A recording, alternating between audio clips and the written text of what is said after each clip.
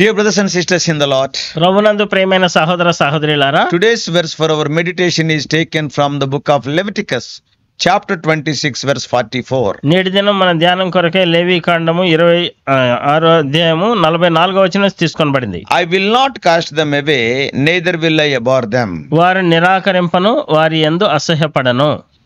This is a powerful statement of God's enduring commitment to his people. దేవుడు ఇస్తున్నటువంటి ఎంతో శక్తివంతమైనటువంటి ఈ మాటలు తన యందు విశ్వాసం ఉంచినటువంటి ప్రజలకి, And his enduring commitment to his people. తన ప్రజల పట్ల తన కలిగినటువంటి ఆ నిబద్ధతను గురించి దేవుడు ఇక్కడ తెలియజేస్తున్నాడు. Even in the midst of their disobedience and the consequences they face. వారు అవిధేయత చూపించడము మధ్యలో తర్వాత దానికి ఉండేటటువంటి ప్రతిఫలాలు అవన్నీ ఉన్నప్పటికీ కూడా He is telling, I will not cast them away. అయినప్పటికీ దేవుడు అంటున్నాడు కదా, నేను వారిని నిరాకరింపను, త్రోసివేయను. After detailing the severe judgments that would come upon the Israelites for turning away from him, ఆయన నుంచి వైదొలిగిపోయిన దాన్ని బట్టి వచ్చేటటువంటి తీవ్రమైనటువంటి యొక్క తీర్పులు అవన్నీ కూడా వివరించిన తర్వాత God reassures them that he will not reject and completely destroy them. దేవుడు మరలా వారికి నిశ్చయిత భరోసా ఇస్తున్నాడు, నేను వారిని పరిపూర్ణంగా త్రోసివేయను, వారిని మరలా తిరిగి సమకూరుస్తాను అని. Despite their rebellion, వారి యొక్క అవిధేయత తిరుగుబాటు ఉన్నప్పటికి కూడా God promises that his covenant with them will remain unbroken. అంటే దేవుడు ఏం చెప్తున్నాడంటే వారితో చేసినటువంటి ఆ నిబంధన అనేది రద్దుపరచబడకుండా అలానే కొనసాగుతుంది అని చెప్తున్నాడు. This verse emphasizes that God's relationship with his people is not conditional on their perfect obedience. అయితే ఈ యొక్క మాటలు ఏం తెలియజేస్తున్నామంటే దేవుడు చేసినటువంటి నిబంధన దేవుని ప్రజలైనటువంటి వారు ఆయనకి విధేయత చూపిస్తే మాత్రం ఇది ఉంటుంది అనేటటువంటిది కాకుండా ఉన్నట్టుగా చూస్తాం మనం But ఇక్కడ. it is grounded on his character and his promises. అయితే దేన్ని బట్టి ఇది నిలబడి ఉందంటే ఆయన యొక్క గుణ లక్షణాలు బట్టి, ఆయన చేసినటువంటి వాగ్దానాలు బట్టి ఉంది ఇది. Even when the Israelites are scattered and living in the enemy lands due to their sins, ఇశ్రాయేలు ప్రజలు చెల్లా చెదిరైపోయి వారి పాపాలను బట్టి శత్రువుల దేశంలో నివసిస్తున్నప్పటికీ God remains their God. దేవుడు వారి దేవుడుగానే ఉంటున్నాడు. He will not abandon them completely. వారిని పరిపూర్ణంగా ఆయన నిరాకరింపలేదు. He will not forget his covenant. ఆయన చేసినటువంటి నిబంధన ఆయన మర్చిపోలేదు. This verse is a reminder that God's faithfulness goes beyond human failure. అంటే ఇది ఏమి తెలియజేస్తుందంటే మానవ తప్పిదానికంటే ఇంకా అతీతంగా దేవుడు చేసినటువంటి ఆ నిబంధన, దేవుని యొక్క విశ్వాసం అనేది కొనసాగుతుందని. His promises will endure. ఆయన యొక్క వాగ్దానాలు అంటే తరతరములు ఉంటాయి, నిలిచి ఉంటాయి. And no matter how far his people stray. ఎంత దూరంగా తన ప్రజలైనటువంటి వారు వెళ్ళిపోయినా తప్పిపోయినా కూడా. So Leviticus 26 is a part of the covenant between God and the Israelites.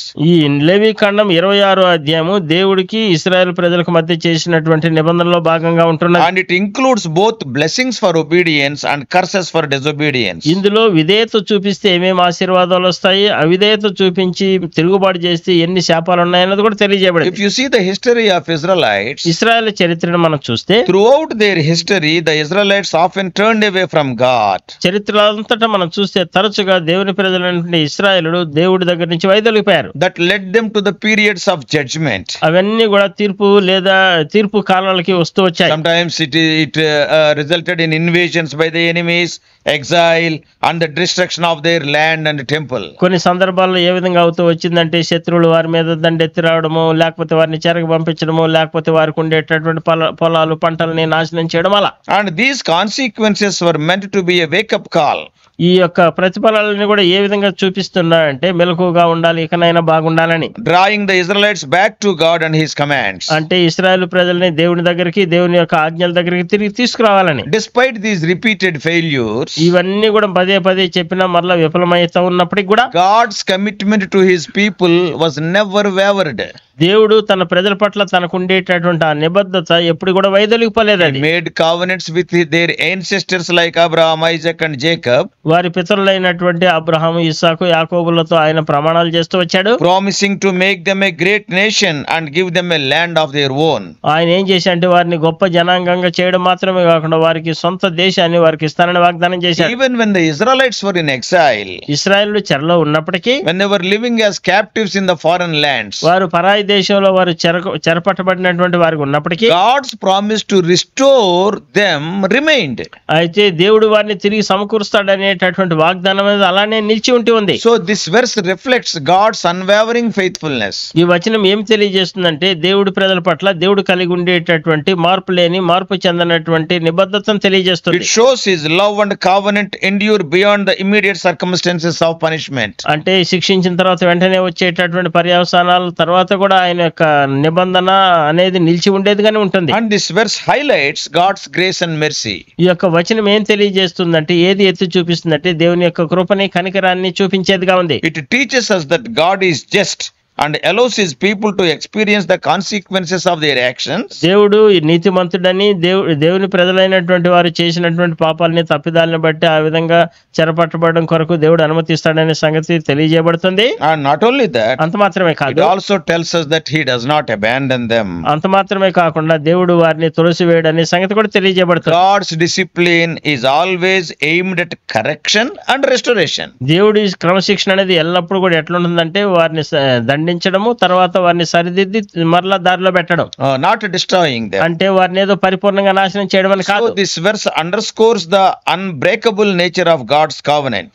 దేవుడు యొక్క మార్పు లేని తప్పిపోయినటువంటి నిబంధన, ఆయన యొక్క నిబద్ధతను గురించి వచనం ఎత్తి చెప్తోంది. Reminding us his promises are rooted in his character, not our performance. ఏదో మనం చేసేటటువంటి క్రియాపూర్వకమైనటువంటి కార్యాలు బట్టి కాదు, కానీ ఆయన యొక్క నిబంధన అనేది ఆయన యొక్క గుణ లక్షణాలను బట్టి ఉంది. So this passage also reveals the tension between judgment and grace. ఈ యొక్క వచనం ఏం తెలియజేస్తుందంటే ఈ యొక్క తీర్పు తర్వాత కృప వాటి మధ్యలో ఉండేటటువంటి దాని గురించి తెలియజేస్తుంది. Even when God's people have strayed far from him, దేవుని ప్రజలైనటువంటి వారు దేవుడి నుంచి వైదొలిగి దూరంగా వెళ్ళిపోయినప్పటికీ he does not turn his back on them entirely. అంటే పరిపూర్ణంగా వారికి వీపు చూపించినట్టు కాదు, Instead, దానికి he ప్రతిఫలంగా remains committed to his covenant and his plan to redeem and restore. ఆయన చేసినటువంటి ఆ నిబద్ధతకు ఆయన కట్టుబడి ఉన్నాడు. అంత మాత్రమే కాకుండా వారిని తిరిగి సమకూర్చేటటువంటి ప్రణాళిక కూడా కలిగి ఉన్నాడు. So this verse is a powerful reminder of God's love is not fickle or conditional. అంటే ఈ వచనం ఏం తెలియజేస్తుంది, ఏది మరొకసారి ఎత్తి జ్ఞాపకం చేస్తుందంటే దేవుని యొక్క ప్రేమ అనేటటువంటిది ఏదో పరిస్థితులను బట్టి మారిపోయేటటువంటిది కాదని, స్థిరంగా ఉండేదని తెలియజేస్తుంది. It endures through all seasons. ఇది అన్ని కాలంలో నిలిచి ఉండేదిగా ఉంటుంది. Even in the darkest times of rebellion and exile. వారు ఎంతో తిరుగుబాటు చేసినటువంటి అంధకార సమయము, చీకటి సమయాల్లో ఉండే చెరలాంటి పరిస్థితుల్లో కూడా This verse, I mean, the contrasting language in this verse emphasize God's mercy in the face of judgment. అంటే తీర్పు తీరుస్తూనే ఒకవైపు దేవుని యొక్క కృప ఉంది అనేటటువంటిదిగా ఇక్కడ చూస్తే పరస్పర విరుద్ధమైనటువంటి భావాలు కలిగిన సంగతిగా ఇక్కడ చూస్తాం. The phrase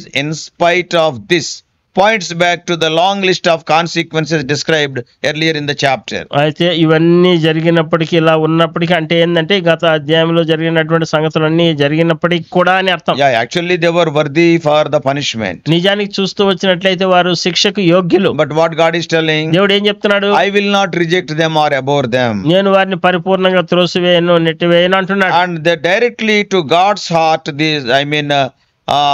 God's heart is there for his people. That is the meaning we can understand. మనం దీని నుంచి అర్థం చేసుకునేటటువంటిది ఏంటంటే, అయినప్పుడు కూడా దేవుడు హృదయం వారి పట్ల ఉంది అంటే వారిని ప్రేమిస్తున్నాడు అని అర్థం. These words are showing that his commitment remains intact even when they are at their lowest. వారు అత్యంత అధ్వాన స్థితిలో ఉన్నప్పుడు కూడా వారి పట్ల ఆయన చేసినటువంటి ఆ నిబంధన ఇంకా అలానే నిలిచి ఉంది అని అర్థం. Yeah, the structure of this verse highlights God's active role in preserving his people. అంటే ఈ వచన నిర్మాణం ఏమి ఎత్తి చూపిస్తుందంటే దేవుడు తన ప్రజలైనటువంటి వారిని ఏ విధంగా కాపాడి భద్రపరుస్తాడనే సంగతి తెలియజేయబడుతుంది. The repeated use of I will emphasizes God's intentionality and purpose.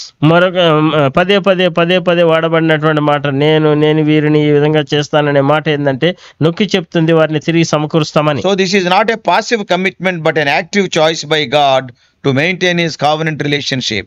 ఇదేదో పరోక్షంగా చెప్పబడి ఏదో చురుకుదనం లేకుండా ఉండేటటువంటిది కాదు, కానీ ఇదెంతో చురుకుగా ఉండేటటువంటి నిబంధన తన ప్రజల పట్ల తను చేసినటువంటిది. And he declares, I am the Lord their God.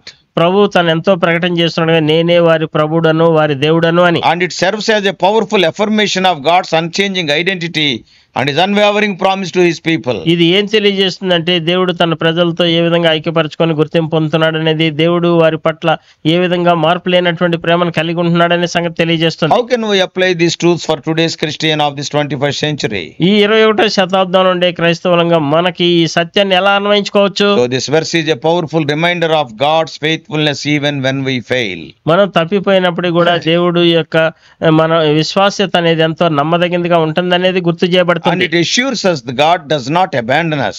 అంటే మనల్ని పరిపూర్ణంగా దేవుడు త్రోసివేయలేదనే సంగతి నిశ్చయము. Yeah, sometimes we may face the consequences of our own disobedience. కొన్ని సందర్భాల్లో మన యొక్క అవిధేయతను బట్టి మనం దానికి పర్యవసానాలు అనుభవిస్తుంటాం. But కానీ this verse teaches us that God's love is not dependent on our perfect performance. అంటే దేవుని యొక్క ప్రేమ అనేటటువంటిది మనం చేసేటటువంటి క్రియలను బట్టి వాటి ఉండేటటువంటిది కానే కాదనేది అర్థమవుతుంది. Sometimes we are imperfect. కొన్ని సందర్భాల్లో మనం అసంపూర్ణంగా ఉంటాం. But his unchanging character and promises are there for us. అయితే ఆయన మార్పు లేనటువంటి ప్రవర్తన, ఆయన యొక్క వాగ్దానాలు మనకు ఉంటున్నాయి. When we find ourselves in difficult situations, మనం కష్టకాలంలో మనం ఉన్నప్పుడు, when whether due to our own mistakes or circumstances beyond our control, మన యొక్క సొంత తప్పిదాలను బట్టి కావచ్చు, లేదా పరిస్థితులు మన యొక్క అదుపులో లేకుండా ఉన్నప్పుడు, so we can hold on to the truth that God is still with us. దేవుడు ఇంకా మనతో పాటు ఉన్నాడు అనేటటువంటి సత్యాన్ని గట్టిగా మనం పట్టుకొని ముందుకెళ్ళచ్చు. So this verse also encourages us to respond to God's discipline with humility.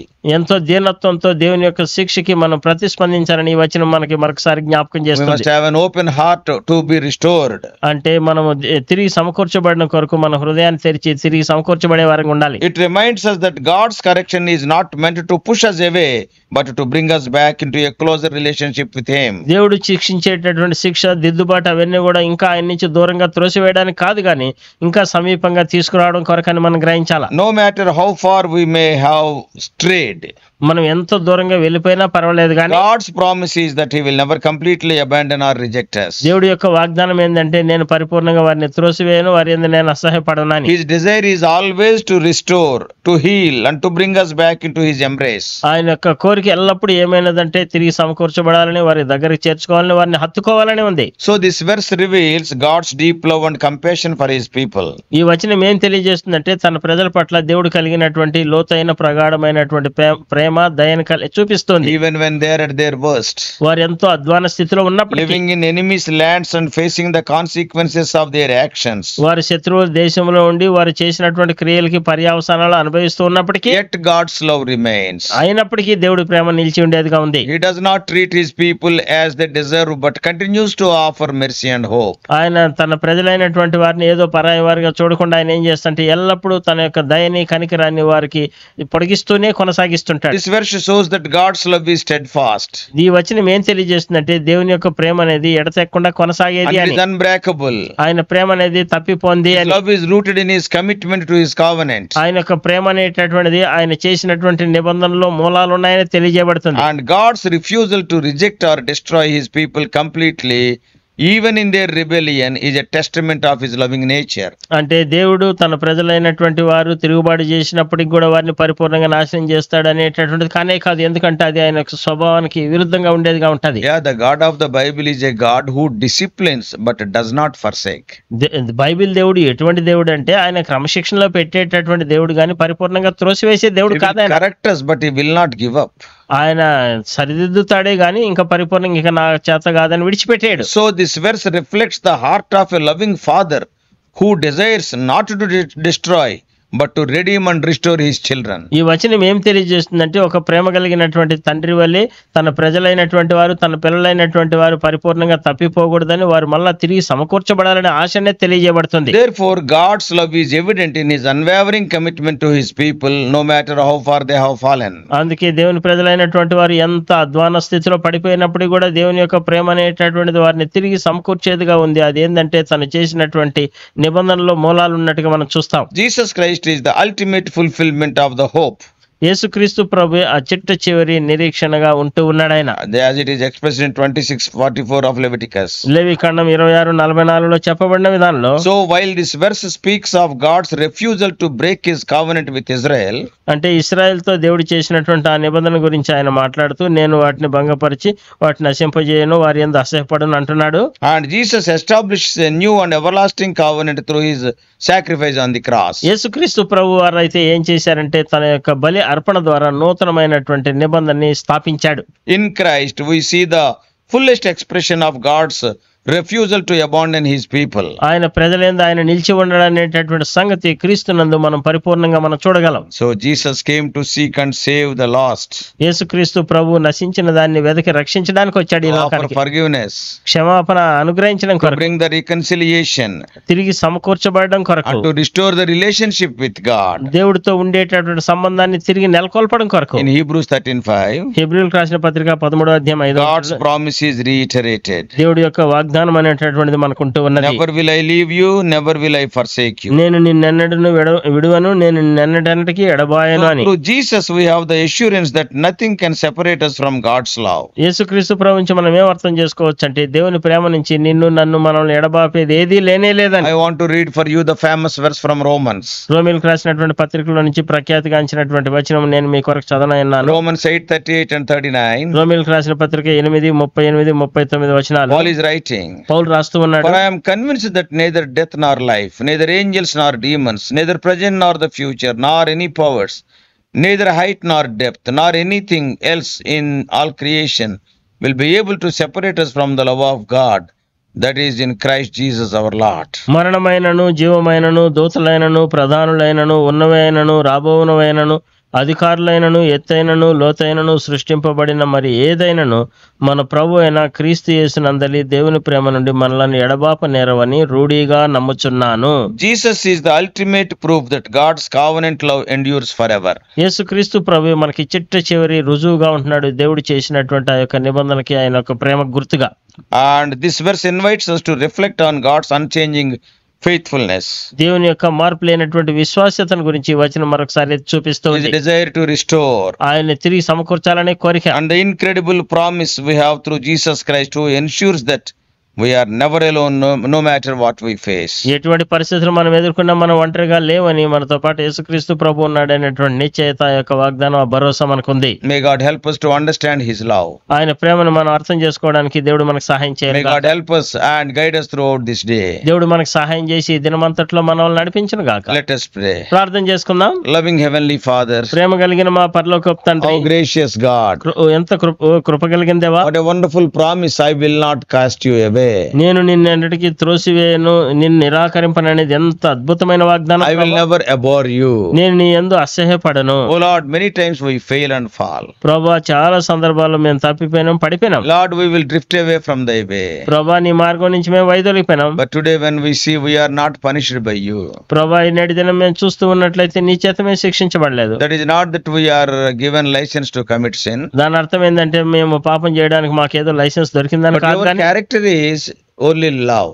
నీ యొక్క నైజము, నీ స్వభావం ఏంటంటే కేవలం ప్రేమించడమే. God is love, we read in 1 John 4:8. మొదటి యోహాను పత్రిక 4:8 మేము చదువుతాం కదా, దేవుడు ప్రేమ స్వరూపి. Lord, continue to love us. ప్రభా, నీవు మమ్మల్ని ఎడతెక్కకుండా ప్రేమించు. Help us to be restored. తిరిగి సమకూర్చబడడానికి సహాయం చేయి. Help us not to fall, continue in the fallen condition. పడిపోయిన స్థితిలోనే అలానే కొనసాగకుండా మీరే మాకు సహాయం చేయండి. Help me, help all of us. ప్రభా, నాకు మాలో ప్రతి ఒక్కరికి సహాయం చేయండి. Committing ourselves unto thy precious hands, we do pray in the mighty name of our Lord and Savior Jesus Christ. మమ్మల్ని అందరినీ నీ ప్రశస్తమైనటువంటి హస్తాలకు అప్పచెప్తూ మా రక్షకుడు ప్రభువైన యేసుక్రీస్తు ప్రభు నామములోనే ప్రార్థించి వేడుకుంటున్నాము తండ్రి. Amen. Amen. God bless you all. Please subscribe for more spiritual messages to the YouTube channel John Victor Telugu Messages.